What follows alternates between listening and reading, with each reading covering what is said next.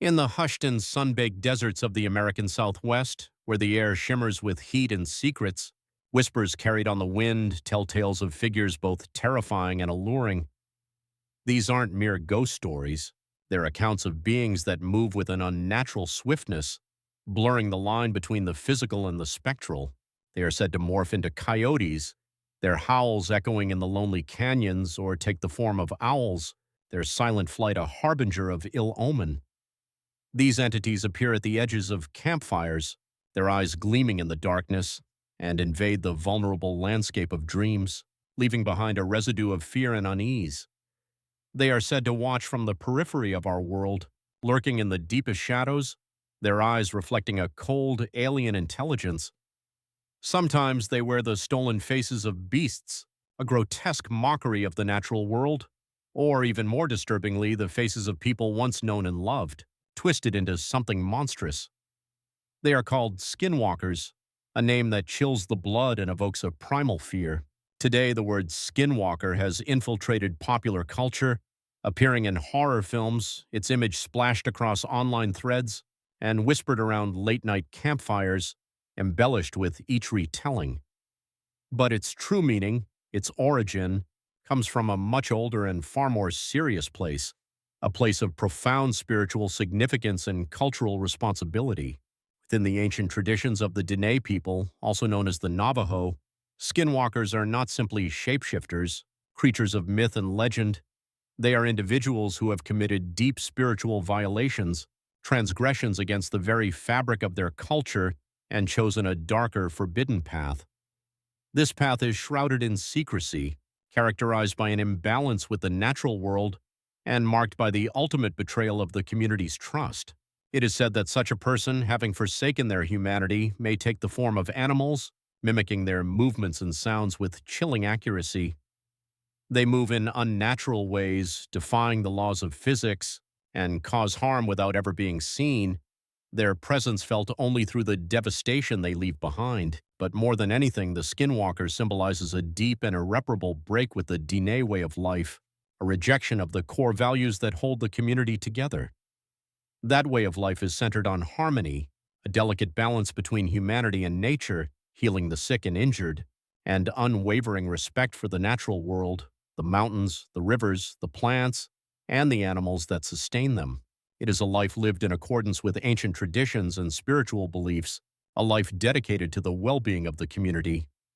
Much of what outsiders believe about skinwalkers is, unfortunately, built on misunderstanding, a foundation of ignorance and cultural appropriation. Over time, this belief has been warped and distorted by Hollywood's sensationalism, the media's hunger for a captivating story, and the unchecked spread of internet folklore, often devoid of context and sensitivity. The real story is not about monsters hiding in the shadows, waiting to pounce. It is a far more complex and nuanced narrative, one that speaks to sacred traditions, the importance of cultural respect, and the devastating consequences of twisting another people's beliefs into a form of entertainment, stripping them of their original meaning and significance. So, how did we get here?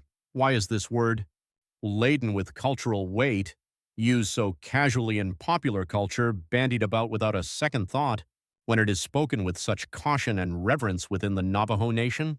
And what does this widespread appropriation reveal about the way we treat stories that are not our own, stories that belong to cultures we often fail to understand?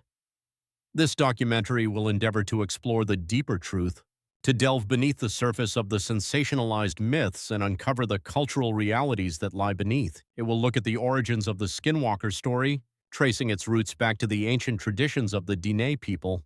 It will examine the cultural values that underpin the story, the beliefs and practices that give it meaning and significance. And it will explore the long and often troubling history of how those meanings have been lost or changed, distorted and appropriated for entertainment. We are not here to provoke fear, to perpetuate the myths and legends that have taken root in popular culture. We are here to understand, to learn from the Diné people, and to share their story with respect and sensitivity.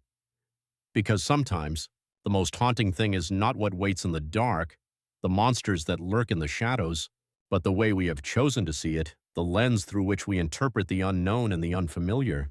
Dawn breaks over the red mazes of the American Southwest, painting the landscape in hues of orange, pink, and gold. The pale light rolls across buttes and arroyos, revealing a landscape that feels both empty and deeply lived in, a place where the past is etched into the very stones. This land is home to the Diné, the people, whose nation today stretches across parts of Arizona, New Mexico, and Utah. At nearly 27,000 square miles, it is the largest indigenous homeland within the United States, vast and varied territory that encompasses everything from towering mesas and windswept plains to verdant forests and hidden canyons. From high desert plateaus, where the air is thin and the stars shine with unparalleled brilliance, to forested mountain edges, where the scent of pine fills the air, every canyon and waterhole carries stories that tie families to place, stories passed down through generations, connecting them to the land and to each other. Language is the first key to unlocking those stories, the bridge that connects the past to the present. Navajo, the Navajo language, is more than just a means of communication. It is a way of seeing the world, a framework for understanding the relationships between all things.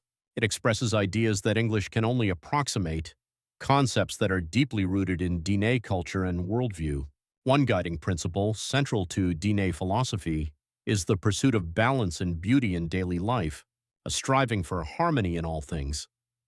English speakers often translate that principle simply as harmony, but it encompasses so much more than just a state of peaceful coexistence. It is a way of living, a way of being in the world that emphasizes interconnectedness and interdependence. A person seeks right relations with family, with the land, and with the unseen world, the spiritual realm that exists alongside the physical. When balance is maintained, when harmony prevails, life moves forward with a sense of well-being, a feeling of being in sync with the universe. When balance is broken, however, when disharmony takes hold, illness, conflict, and fear can take root, poisoning the individual and the community. Ceremonies, songs, and prayers passed down through generations aim to restore the order that keeps people, animals, and land in step with one another, a constant effort to maintain the delicate balance that sustains life. Alongside healing traditions, the Diné teachings acknowledge the possibility that a person can choose a darker path, a path that leads away from harmony and towards destruction. Wrongdoing is not blamed on distant demons or external forces. It is framed as a decision by a human being, a conscious choice to turn spiritual knowledge towards selfish or harmful ends, a betrayal of the sacred trust. Such a person breaks trust with relatives, with the earth, and with the creative powers that sustain life, severing the bonds that hold the community together. Stories of witches emerge from this moral landscape, tales that serve as warnings about the cost of abandoning responsibility, about the dangers of selfishness and greed. They are not myths about random monsters, but cautionary tales about the human capacity for darkness. Because words themselves are considered powerful, imbued with a spiritual energy, speaking too freely of witches carries risk, inviting unwanted attention and potentially unleashing unforeseen consequences. Elders caution children not to whistle at night, not to linger in lonely places after dark, and not to mention certain topics outside safe daylight conversations, creating a protective barrier against the unseen forces. These rules protect on multiple levels. Spiritually, they are believed to limit unwanted attention from malevolent forces, preventing them from gaining a foothold in the community. Socially, they guard against rumors that can spread panic or spark accusations, protecting individuals from the potential for violence and injustice. In a tight-knit community where everyone knows everyone else, a careless statement might spiral out of control, leading to suspicion, mistrust, and even violence. Silence, therefore, becomes a form of protection, a way of maintaining order and preventing chaos. This careful boundary, this reluctance to speak openly about certain topics, means that outsiders have learned about Diné witchcraft only through fragments, glimpses caught through a veil of secrecy, a trader's journal filled with observations and anecdotes, an anthropologist's notebook documenting cultural practices and beliefs, or a novelist's plot device used to add a touch of the exotic, might preserve a glimpse of the truth, but the full context often remains hidden, lost in translation or obscured by misunderstanding. Over time, partial information invites speculation, filling the gaps with assumptions and interpretations that may be far from accurate. A figure rooted in Diné ethics, a complex and nuanced character with deep cultural significance, turns into a roaming desert creature in popular imagination, monster stripped of its humanity and reduced to a caricature. The original lessons about responsibility and kinship, the core of the story, fade away, replaced by thrill-seeking folklore, a shallow and ultimately meaningless imitation. To rebuild context, to restore the true meaning of these stories, we turn first to Diné voices that have chosen to publish, to share their knowledge and perspectives with the world. Navajo authors describe how balance and imbalance shaped community survival during the most difficult chapters of history, providing invaluable insights into the cultural and spiritual significance of these beliefs. In the 1860s, forces forced thousands of Diné people on the long walk to Bosque Redondo, brutal and devastating relocation that stretched nearly 400 miles east, leaving a trail of suffering and death in its wake. The camp there held disease, hunger, and mourning, a concentration of misery that tested the limits of human endurance. Oral histories recall that accusations of witchcraft rose sharply in that era, fueled by grief, uncertainty, and a desperate search for explanations in the face of unimaginable suffering. Neighbors looked for explanations when crops failed, when children fell sick, or when loved ones died, seeking someone to blame for the horrors they were experiencing. Sometimes suspicion led to violence, to acts of retribution against those perceived to be responsible for the community's misfortunes. These events are not footnotes to a spooky tale, mere details to add to the atmosphere of a horror story. They are part of real social stress and trauma, a reflection of the profound pain and suffering endured by the Diné people during this dark period in their history. Place itself reinforces the teaching, imbuing the landscape with a sense of history and moral weight. Certain rock formations, old hogans, traditional Navajo dwellings, or remote stretches of highway collect cautionary reputations over generations, becoming associated with specific events or feelings. A grandparent may warn, "Do not travel this canyon alone at night," not necessarily because of any specific danger, but as a reminder of the importance of respecting the land and exercising prudence in behavior. The landscape becomes both memory and moral reminder, a constant reminder of the past and a guide for the present. Understanding the difference between open and closed knowledge is crucial to navigating this complex cultural landscape. Open knowledge includes public speeches, books by Diné writers, newspaper articles, and stories shared at cultural events, information that is readily available to anyone who seeks it out. Closed knowledge, on the other hand, lives in ceremonies, family lines, and the teachings of healers, information that is protected out of respect and out of care for community safety, knowledge that is not meant for public consumption.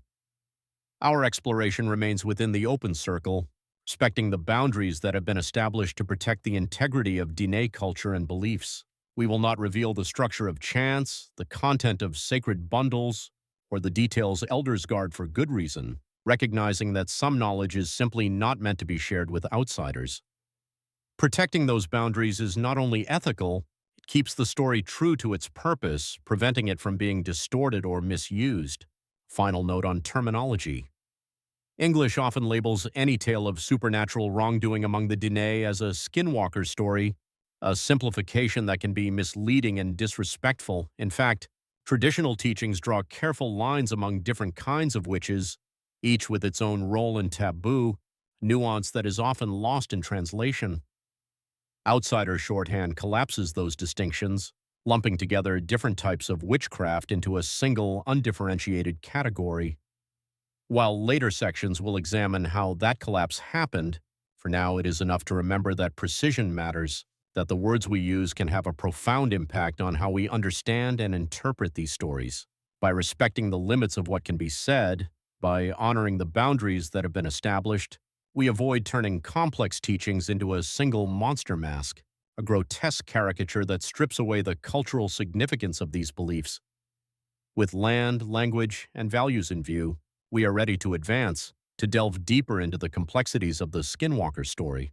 Next, we will offer a careful definition of what outsiders call the Skinwalker, showing how the idea fits into a broader Diné worldview without crossing into closed territory, providing a nuanced and respectful understanding of this complex cultural figure.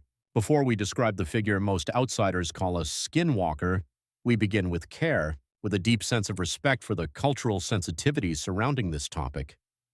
Within Diné teachings, witchcraft is not a curiosity, a source of entertainment, or a subject for idle speculation. It is the deliberate misuse of power that should serve healing and balance, a perversion of the sacred trust. The particular witch known as naaldlooshii, often translated as skinwalker, is said to break the deepest rules of family loyalty and ceremonial conduct, committing acts of unspeakable transgression. Because those rules are serious, deeply ingrained in the fabric of Diné culture, details of how one might cross them are not ours to repeat, knowledge that is best left undisturbed. What can be shared in public comes from Diné writers, from cautious scholars, and from statements made for education, never from private instruction, ensuring that the information is presented in a responsible and culturally sensitive manner. At a high level, stories agree on four traits, common threads that run through the various accounts of the naaldlooshii. First, the naaldlooshii is a human being, not a spirit, not an animal, but a person who chooses wrongdoing, a conscious decision to embrace the dark side of spiritual power. Second, that choice grants the witch certain feared abilities, powers that set them apart from ordinary humans. Most famously, the power to appear as a four-legged creature, to transform into an animal form at will. Coyotes, wolves, foxes, owls, and crows are the most common forms reported, animals that are often associated with cunning, stealth, and death. Third, the witch is said to move with uncanny speed and stealth, traveling at night across distances no ordinary person could cover, defying the laws of physics and blurring the line between the physical and the spiritual. Fourth, the witch can mimic sounds, imitating voices of loved ones or cries for help, luring a victim into the open, exploiting their trust and vulnerability. These points surface again and again in public stories, whether they come from Diné speakers, early anthropologists, or modern journalists, a consistent thread that runs through the various accounts of the naaldlooshii. It is just as important to say what these stories do not teach, to dispel the myths and misconceptions that have taken root in popular culture. They do not describe a random curse, misfortune that can befall anyone by chance. Nothing in the open record suggests a person can stumble into being a naaldlooshii by accident, that they can be transformed against their will. The harm begins with intent, the conscious decision to embrace the dark side, or do the stories frame the witch as an eternal beast that lives for centuries, a creature of legend that has roamed the earth since time began? Each telling locates the danger in the moral realm, not in biology, emphasizing the human element of the story. Power does not flow from fangs or claws, from physical attributes or supernatural abilities. It flows from a choice to betray family bonds and sacred law, to forsake the values that hold the community together. To understand that contrast, consider the role of the singer, often called a medicine man in English, a term that, while widely used, does not fully capture the complexity of their role. A singer trains for years, often decades, to guide ceremonies that restore balance when illness or misfortune strikes, a lifetime commitment to healing and helping others. Healing a self-providing is said to the motive to manipulate story and weakening tales. They warn that a child that public adding a protected from public scrutiny. What the open record does say is that Diné people view the dead body as a potent source of both contamination and danger, belief that is deeply rooted in their spiritual traditions. Using remains for harm would be an extreme violation of respect for the deceased, a desecration of the sacred, and a profound transgression against the natural order. By hinting at such violations, stories underline how far the witch has strayed from accepted norms, emphasizing the depth of their depravity. Because the line between healer and witch can look like the line between use and abuse of sacred power, outsiders have often misunderstood both roles, conflating the two and failing to appreciate the nuances that distinguish them. Early frontier writers sometimes labeled any ceremonial leader as a witch, flattening complexity into a single stereotype, reducing a complex cultural figure to a simple caricature. Later, popular media turned the naaldlooshii into a supernatural creature more akin to a werewolf or a science fiction alien, stripping away the cultural context and transforming it into a monster for entertainment. This simplification erases the ethical framework at the heart of the teaching, reducing a complex moral lesson to a cheap thrill. Holding on to that framework is essential if we hope to understand why Diné families treat the subject with caution and why certain words are avoided after dark, recognizing the cultural significance of these beliefs and honoring the boundaries that have been established to protect them. Final note on terminology within Diné with its own taboos and nuances. Some refer to curses planted with intent, others to frenzied acts carried out in fits of jealousy or despair, each with its own specific name and characteristics.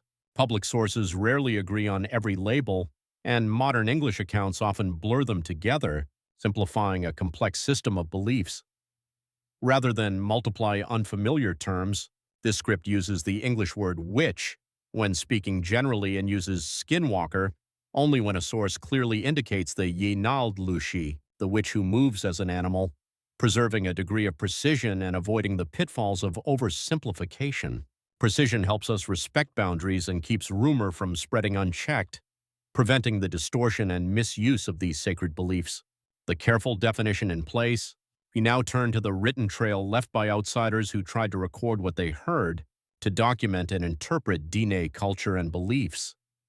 Their notes, publications, and sometimes sensational headlines shaped global ideas about the Skinwalker, influencing popular culture and perpetuating certain myths and misconceptions. To see how those ideas grew, we begin in the late 19th century, a period of intense cultural exchange and conflict between the Diné people and the outside world.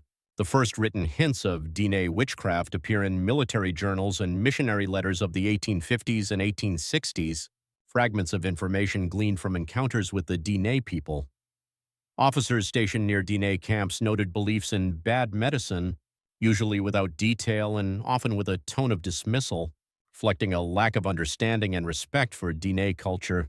These fragments tell us more about outsider bias than about the belief itself, revealing the prejudices and assumptions that shape their perceptions. They mark the moment when private teachings brushed against a colonial gaze, and the sacred beliefs of the Diné people were first subjected to the scrutiny of the outside world. A more substantial record comes from Washington Matthews, a U.S. Army surgeon who served at Fort Wingate in the 1880s, figure who played a significant role in documenting Diné culture and beliefs.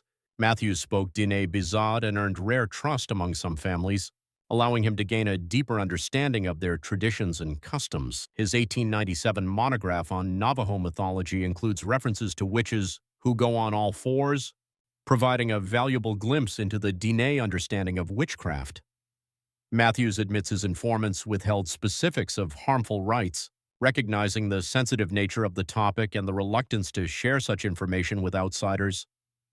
Even so, his text preserves a moment when oral tradition met paper, when the ancient stories of the Diné people were first recorded in written form. He records that witchcraft was said to exist since the first emergence of the people into this world, placing wrongdoing inside the sacred timeline, not outside it, emphasizing the integral role that these beliefs play in the Diné worldview. Around the same period, Diné society endured the Long Walk, the forced relocation to Bosque Redondo in 1864, a traumatic event that had a profound impact on their culture and beliefs. Starvation, disease, and despair followed, creating a climate of fear and uncertainty. Oral histories describe witchcraft accusations rising during that exile in the years after the return home, as people sought to understand and explain the horrors they had experienced. In 1878, a wave of fear led to the killing of dozens suspected of witchcraft, a tragic event that highlights the dangers of unchecked suspicion and the potential for violence when fear overrides reason. Later writers dubbed this episode the Navajo Witch Purge, a label that, while evocative, may not fully capture the complexity of the events. Documentation is thin, but both Diné storytellers and non-native journalists agree on the outcome. Real deaths in response to perceived spiritual threat, a stark reminder of the real-world consequences of these beliefs. The purge illustrates how seriously these beliefs can affect community life, serving as a cautionary tale about the dangers of fear and suspicion. And it warns us not to treat the topic as fantasy, to recognize the real human cost of these stories. Academic focus deepened in the early 20th century. As anthropologists and ethnologists began to study Diné culture and beliefs in a more systematic way. Ethnologist Franciscan Father Berard Hiley recorded ceremonial chants and noted passing references to witches, though he avoided explicit descriptions, respecting the sensitive nature of the topic. His Catholic lens colored his interpretations, framing Diné cosmology as a struggle between Christian-like good and evil, a simplification that Diné scholars later challenged, arguing that it failed to capture the nuances of Diné's spiritual beliefs. The most influential outsider text remains anthropologist Clyde Cluckon's Navajo Witchcraft, published in 1944, a comprehensive study of Diné witchcraft based on years of research and interviews. Cluckon gathered interviews over a decade, usually conducted in daylight, often after long negotiations, recognizing the challenges of gaining trust and eliciting information about such a sensitive topic. He classified 4 types of witchcraft based on the alleged method of harm, with the naaldlooshii falling under what he called the witchery way, providing a framework for understanding the different types of witchcraft practiced by the Diné people. Cluckon's work is detailed, but it is also a product of its time, reflecting the biases and assumptions of the mid-20th century. He sometimes assumed silence meant ignorance rather than voluntary protection, failing to recognize the cultural reasons for withholding information. He also included graphic speculation on initiation rites, material that Diné writers argue should never have been printed, violating the trust that had been placed in him and perpetuating harmful stereotypes. Modern scholars cite Cluckon heavily, recognizing the value of his research, yet most add caveats about context and consent, acknowledging the limitations of his work and the ethical concerns it raises. Parallel to academic work, journalists and regional historians published accounts that blended observation with rumor, creating a mix of fact and fiction that further complicated the understanding of Diné witchcraft. Trading post owners wrote memoirs filled with dramatic tales of nighttime horse tracks ending in human footprints, adding to the mystique and intrigue surrounding the subject. Highway patrol stories circulated. A trooper sees a wolf keeping pace with his cruiser, fires his revolver, later finds an injured suspect in human form. Tales that are often recounted as true, despite the lack of evidence. Evidence for these episodes remains anecdotal, relying on hearsay and speculation, but the story spread far beyond Diné homelands, feeding the burgeoning pulp market for frontier mysteries, capitalizing on the fascination with the Wild West and the supernatural. By the mid-20th century, a pattern had formed. Academics produced dense monographs for limited audiences, providing detailed but often inaccessible accounts of Diné witchcraft. Local newspapers offered short, sensational pieces, catering to a popular appetite for the bizarre and the unexplained. They fully captured the Diné perspective, failing to provide a nuanced and culturally sensitive understanding of these beliefs.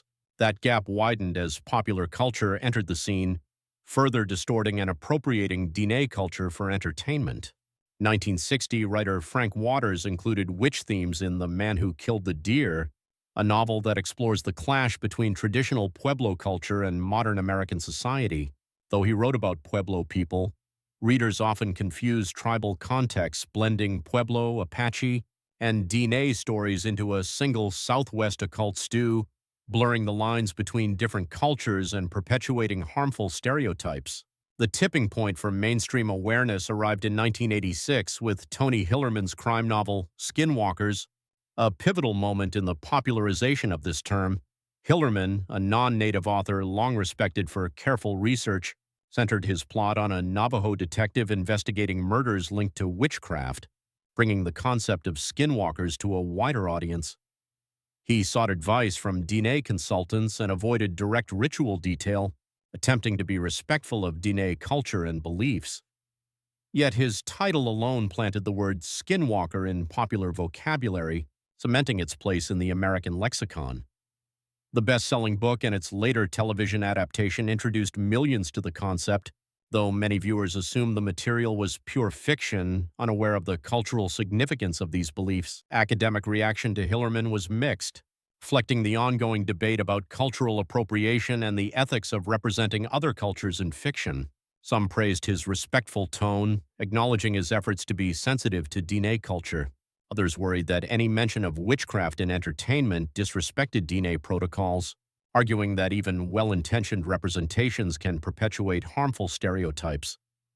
Hillerman's success, however, revealed a growing appetite for native horror among non-native readers, paving the way for less careful treatments of Diné culture and beliefs. Magazines ran articles with titles like Werewolves of the Navajo Nation, collapsing complex teachings into Halloween thrills, reducing a complex system of beliefs to a simple sensationalized monster story. During the 1990s, paranormal media seized on the word skinwalker, adopting it as a catch-all term for unexplained phenomena. Investigators covering unexplained events in Utah's Uinta Basin adopted the term for a ranch repeatedly plagued by glowing wolves and UFOs, despite the fact that the ranch is far from Diné territory. Yet the borrowed label stuck, further divorcing the term skinwalker from its Diné origins. National radio shows repeated the stories, divorcing skinwalkers from Diné history entirely, transforming them into generic monsters of the American West. Online forums of the early 2000s accelerated the split, as the internet became a breeding ground for misinformation and cultural appropriation. Creepypasta sites hosted user-written horror in which skinwalkers roam Appalachia, mimic children's voices in suburban backyards, or stalk campers in every U.S. forest, completely detached from their cultural origins. These tales rarely mention Diné culture at all, stripping the skinwalker of its cultural context and transforming it into a generic monster. The skinwalker became a blank mask for shapeshift fear, a role once filled by werewolves in European lore, symbol of the unknown and the terrifying. Scholars watching this trend published cautionary essays, warning against the dangers of cultural appropriation and the perpetuation of harmful stereotypes.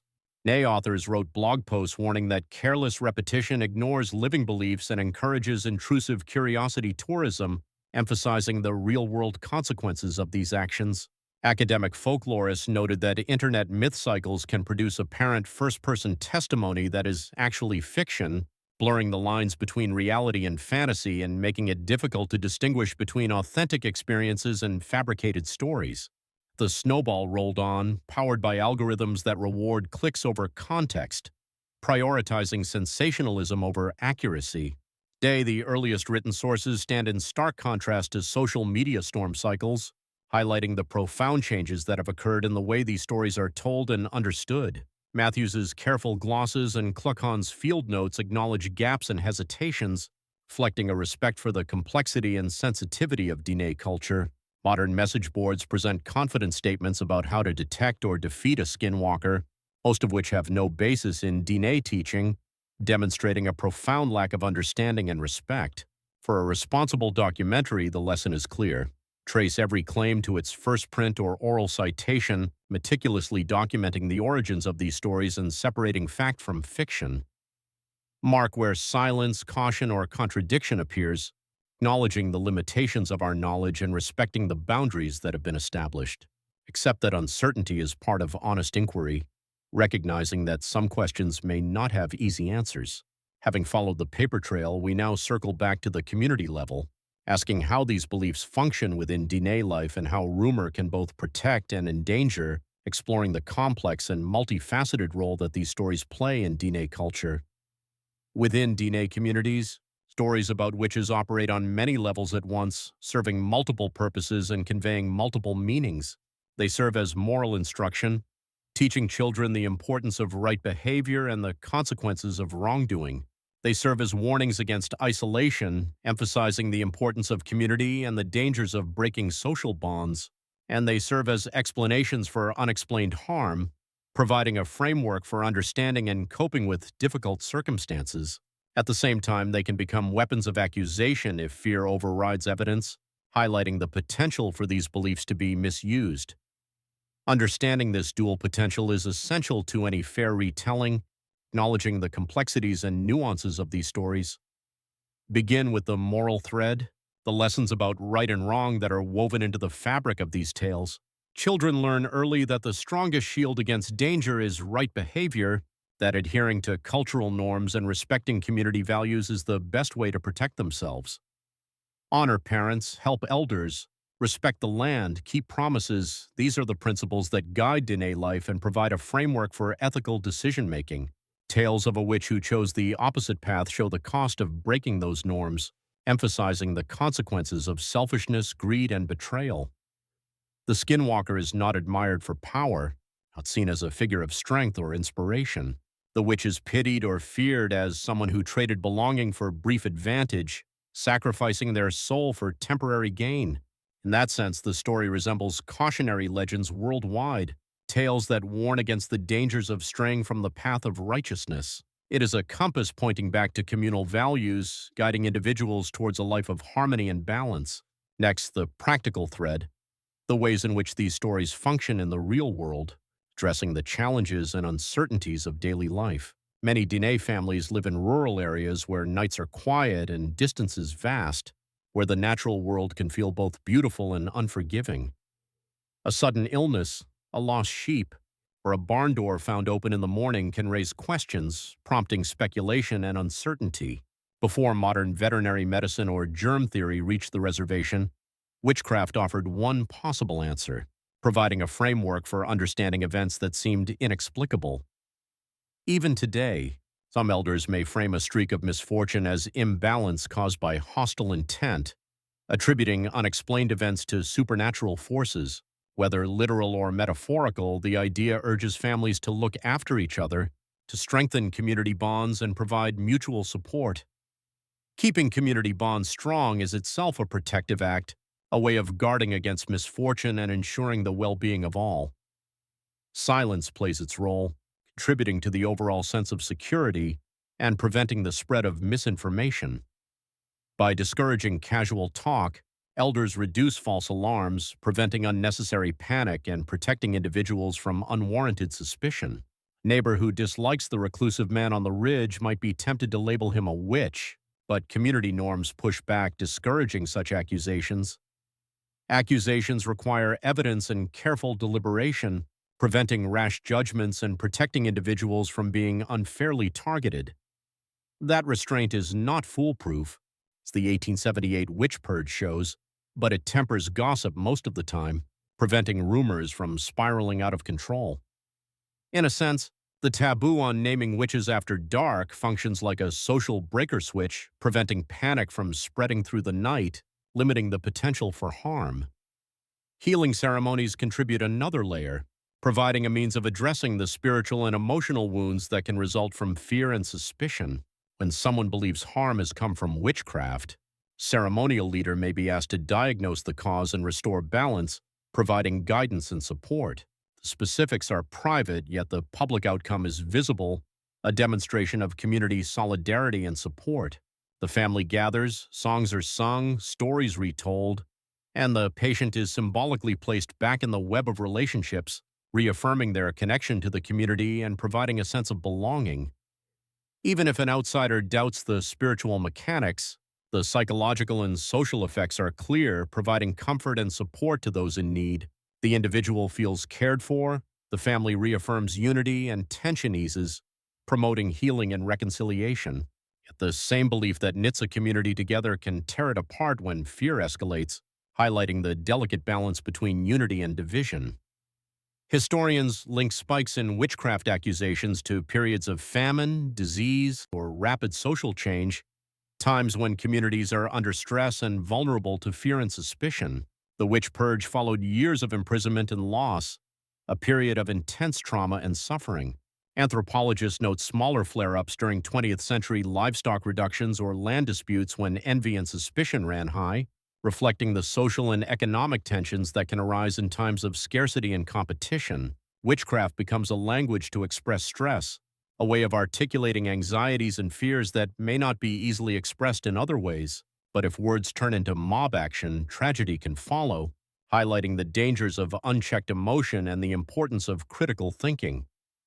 Modern communications add fresh complications, amplifying rumor that reaching a sense seeing it seeking disrupt, attracting unwanted attention and disrupting the peace of Diné communities. Diné writers and community leaders have responded in different ways, reflecting the diversity of opinions within the community. Some urge silence, fearing that any attention invites more intrusion, believing others argue that responsible education can reduce harms by replacing fantasy with fact. believing that sharing accurate information can dispel myths and promote understanding. Cultural consultants on film and television projects sometimes advise producers to omit the skinwalker entirely, believing no depiction can balance accuracy with safety, recognizing the potential for even well-intentioned representations to perpetuate harmful stereotypes. The choice often rests on circumstance depending on the specific context and the potential risks and benefits. Where rumor is minimal, silence works, allowing the community to maintain control over its own narrative. Where sensational media already dominates, careful correction may do less harm than withdrawal, providing accurate information to counter misinformation. Side families, the stories persist, adapted for new times, continuing to serve as moral instruction and cautionary tales. Teens trade text messages instead of campfire whispers, sharing stories and legends with each other in the digital age. Grandparents remind them not to laugh too loudly at the idea, because ridicule can wound belief as sharply as exploitation, emphasizing the importance of respecting the beliefs of others even if they don't share them. Some households, the tale of the witch is told not to frighten, but to remind listeners that every person holds the choice between healing and harm, that everyone has the potential to use their power for good or for evil. For the wider audience of this documentary, the takeaway is simple. Curiosity is natural, a fundamental aspect of human nature, but respect must guide it, ensuring that our curiosity does not lead to harm or exploitation. As we venture further, our investigation turns to a selection of widely circulated public stories. These narratives, while readily available, present a dual nature, both revealing and concealing aspects of the phenomena they depict. We offer them not as definitive evidence, but as illuminating portals, windows through which we can observe the intricate interplay of narrative construction, deeply ingrained fears, and the very geography that shapes these tales. Each story resonates with the echoes of the moral and social threads we've meticulously traced thus far, those critical warnings against betrayal, the perils of isolation, and the consequences of upsetting the delicate balance of the world. By listening with a discerning ear, we can begin to understand how these enduring warnings continue to profoundly influence life in the high desert regions. With this framework in mind, we now immerse ourselves in the public record of encounters, always vigilant, for attuned to the unspoken silences that reside beneath the surface of the words. From the realm of oral tradition to the permanence of the printed page, only a select few first-person accounts of skinwalker encounters, validated by traceable sources, have managed to penetrate the public consciousness. Each of these accounts was voluntarily placed on record by individuals willing to brave potential criticism and skepticism, and as such, each must be approached with careful consideration and a healthy dose of caution. We include 4 such instances, not to definitively prove any single claim, but to illustrate recurring patterns that emerge from these experiences. Our first narrative transports us back to 1921, centered around the watchful vigil maintained at a trading post late into the night. Sam Day, a Navajo trader, diligently kept a nightly log while tending to his post near Tuba City, Arizona. One frigid winter night, his peaceful routine was shattered. He recorded the distinct sound of hoofbeats circling the corral, an unsettling anomaly considering that every horse was securely tethered within. Armed with a kerosene lamp, he cautiously ventured outside, only to witness a large, wolf-like creature backing away on 2 legs. As dawn broke, no tracks marred the undisturbed landscape. Day confided in his family, seeking their dineal protection. His brief yet evocative note survives to this day, preserved within a regional archive. The entry itself remains ambiguous, refraining from assigning blame. It merely serves as a testament to the fact that unexplained events prompted a diverse community to exercise caution rather than pursue a potentially dangerous encounter. Our second story transports us to the year 1944, a time when the world was consumed by war. During wartime ration patrols, Daniel Tosi, a Navajo police officer, found himself traversing the desolate stretch of highway connecting Chindler and Shiprock. He later recounted in an interview a chilling experience. A tall coyote, impossibly large, maintained pace alongside his government truck, matching his speed at over 50 mph. When he applied the brakes, the animal mirrored his action, stopping in perfect synchronization. When he accelerated, the creature blurred back into view, maintaining its unnerving vigil. Tosi, understandably unnerved, drew his revolver, ready to defend himself.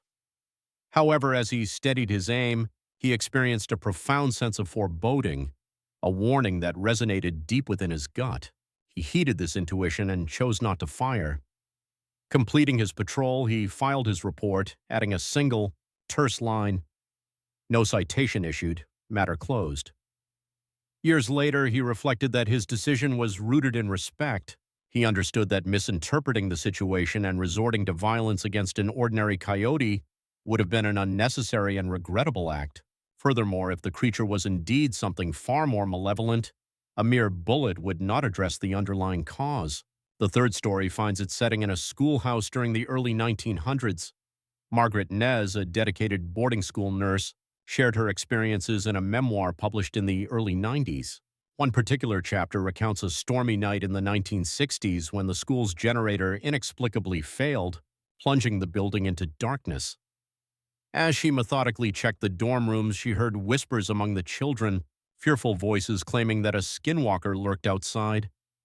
A flash of lightning illuminated a dark, ominous figure pressed against the glass, its eyes reflecting light in an unnatural and unsettling manner.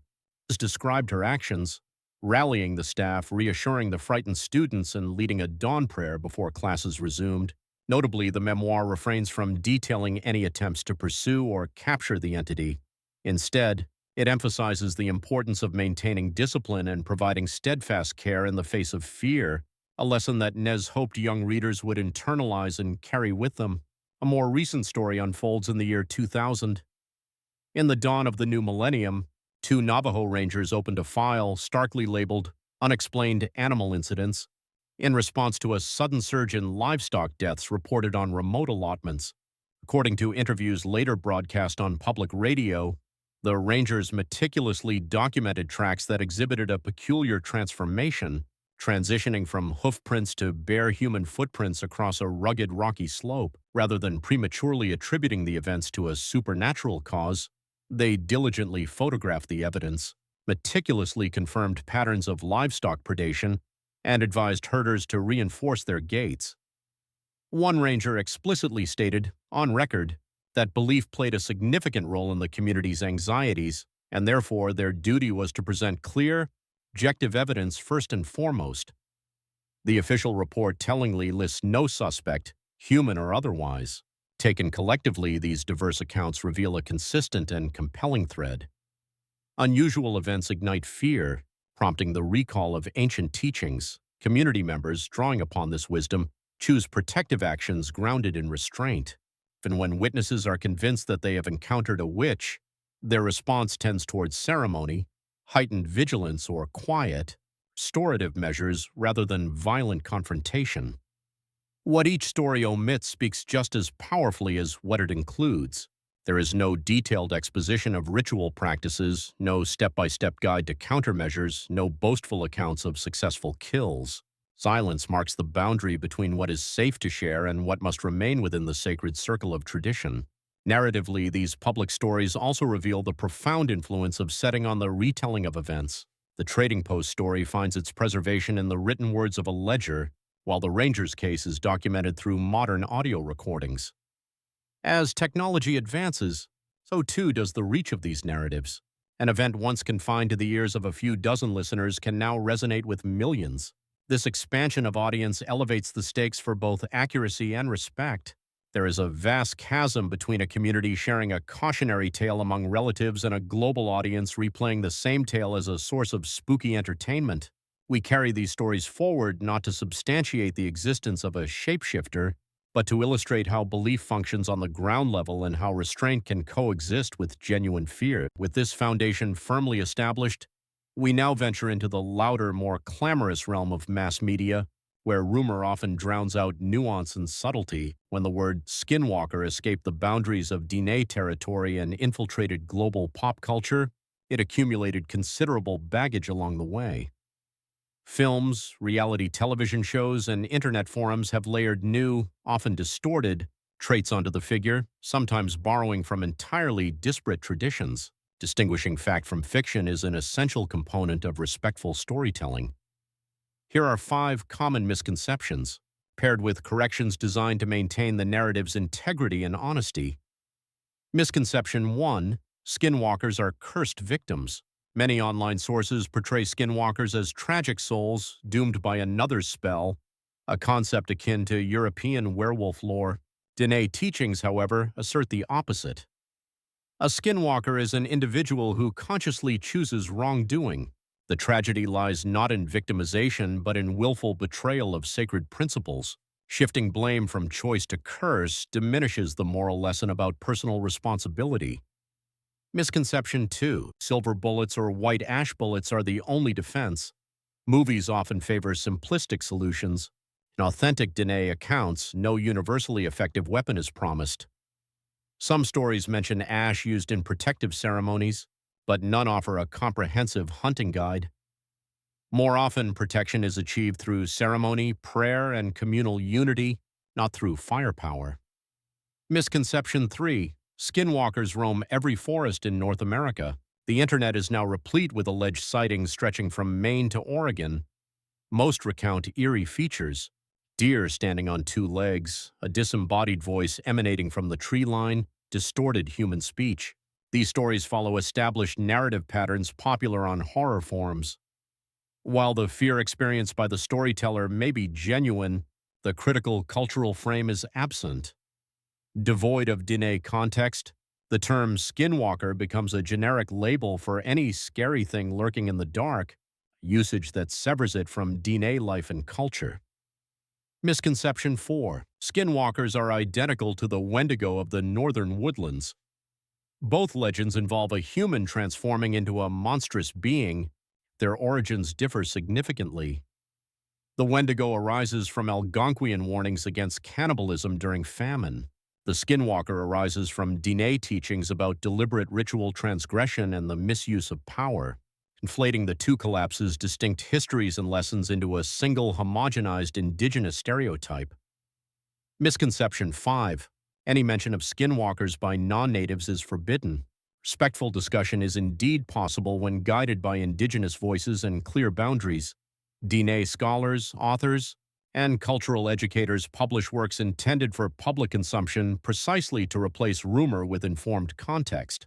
The line is crossed only when private ceremony, mockery, or commercialization enters the frame without explicit consent.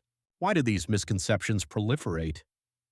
The answer lies in speed and repetition. A single sensational post, rewarded with likes and shares, spawns countless copies. Search engines prioritize the most engaging version, not the most accurate. Over time, the louder, more sensationalized story overwrites the quieter, more nuanced one. For the Diné person who witnesses their belief transformed into viral content, the effect can be profoundly exhausting. It invites thrill seekers onto community roads at night, triggers insensitive questions in classrooms, and can even overshadow pressing issues such as water rights or language preservation. Yet, the internet also provides a platform for corrective voices. Diné users have posted brief yet poignant statements. "We do not speak lightly about witches. Please stop using our story as a prop." These corrections often receive fewer views than the thrill videos, but they stand as beacons for those who genuinely wish to learn responsibly. Academic articles are often just a click away, though they rarely dominate a social media feed. Responsibility begins when creators choose to link back to those sources, slowing the rumor mill by replacing mystery with context. For this documentary, each myth presents an opportunity.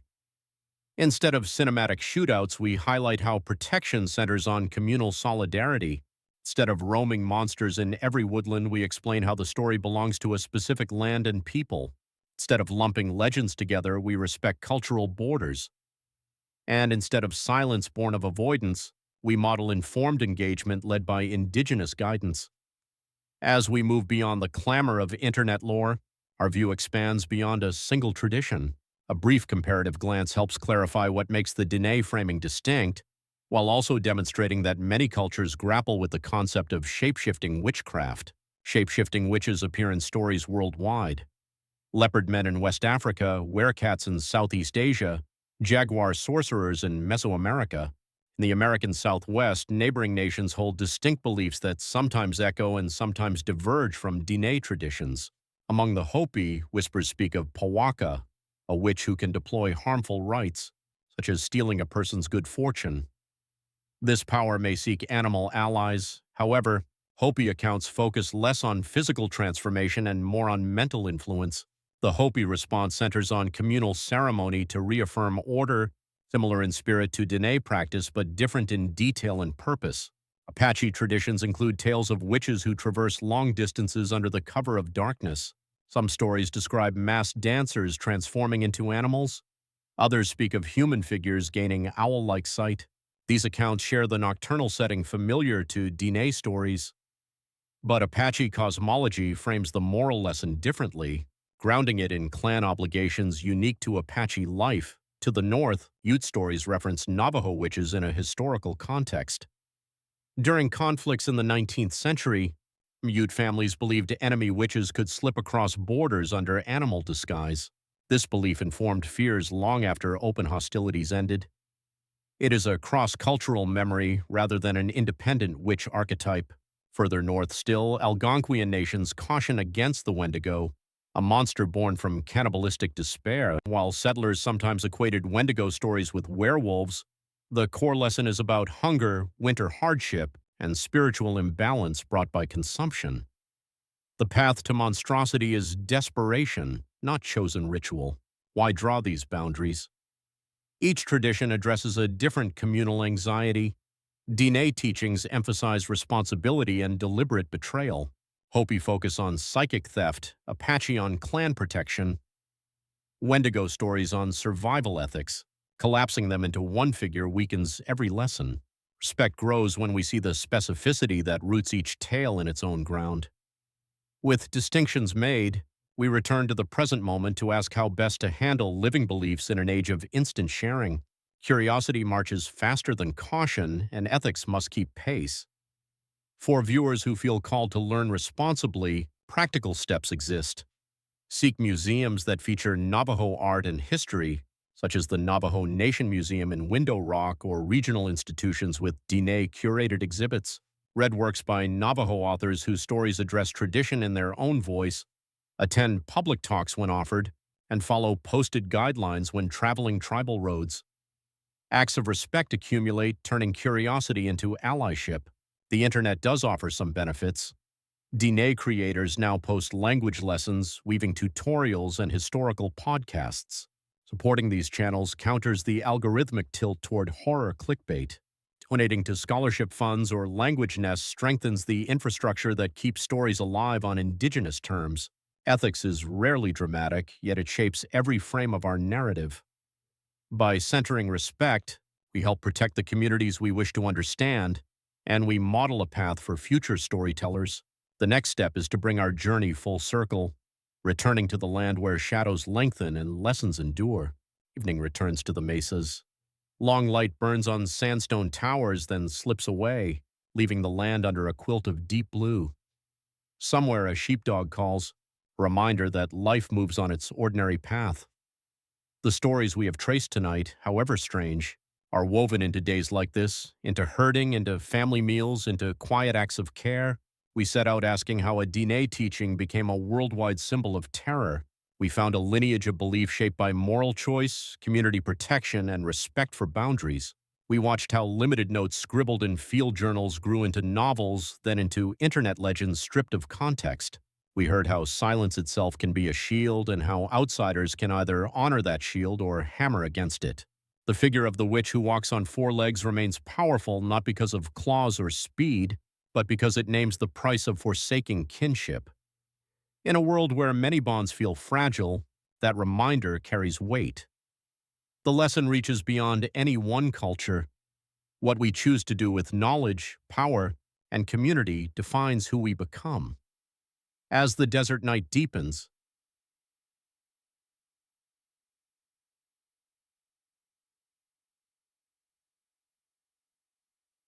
time to close the circle. We leave with gratitude to the Diné authors, scholars, and elders who place guidance in the public domain. May their generosity guide our curiosity.